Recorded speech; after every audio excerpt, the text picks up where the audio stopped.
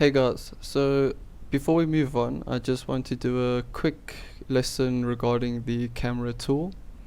So this will show you how you can add depth of field to your camera and some blurriness when objects aren't supposed to be in focus.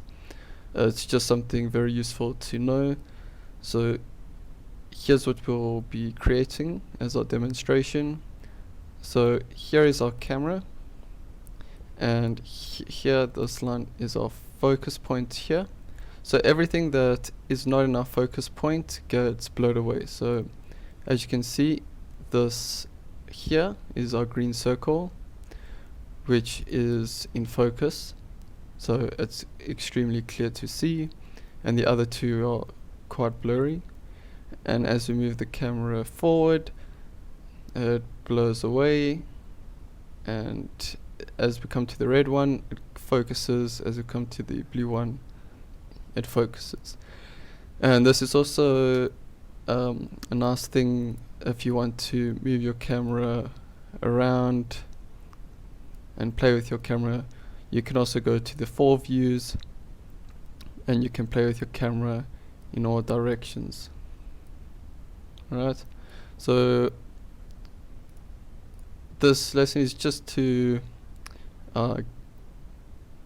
demonstrate some useful tips with the camera. Alright guys, so once you've created your new composition, just give it a white background, and then we can come and create our circles with the ellipse tool. So just click and create a circle. Doesn't have to be a perfect circle, and we'll just click on it and duplicate, choose another color, and we'll just move it over. We'll duplicate it again, move it over, and we'll make it green. Alright, just try and center it a bit better. Okay, so then you're going to want to just come and make them 3D layers. Alright, you can't work with camera unless you have 3D layers.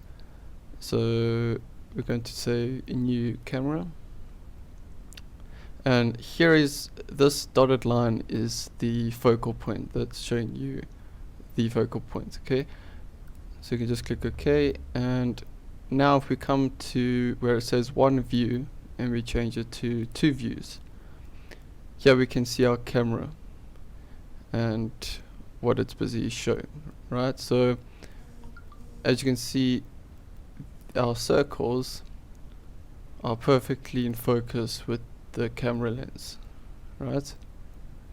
So now if we have to click on our red circle and move it forward, you can see on the right hand side there, it's coming towards the camera, but it's keeping the quality, right? So but we want to add some depth of field, and it should go out of focus unless it's in focus. Alright, so we'll just drop down our camera, come to the camera options, and then where it says depth of field, you're just going to turn that on. And for the focus distance, okay, you can actually leave the focus distance, but the aperture, that's going to be like your blur amount. So let me just demonstrate. So if we move this forward and then we increase our aperture, okay, so we'll go to about 1000. Alright, 1002. You can see how blurry it is, right? So if we zoom out and we move our green one, we'll move our green one all the way down, and we'll click on our camera, and we'll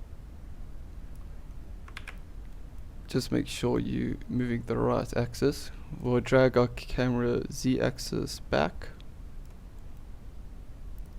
okay, and then we'll just come down to the transform and keyframe the position. So just click on position, and then move in to about 4 seconds and move the z-axis forward until it gets to the, well, you can make it go past the blue, you can make it zoom straight into the blue. Alright, so now if we switch back to one view quick, you can see with our camera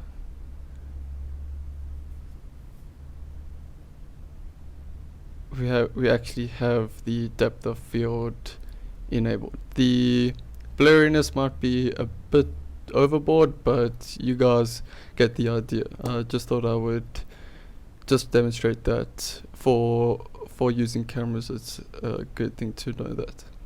Okay, thank you.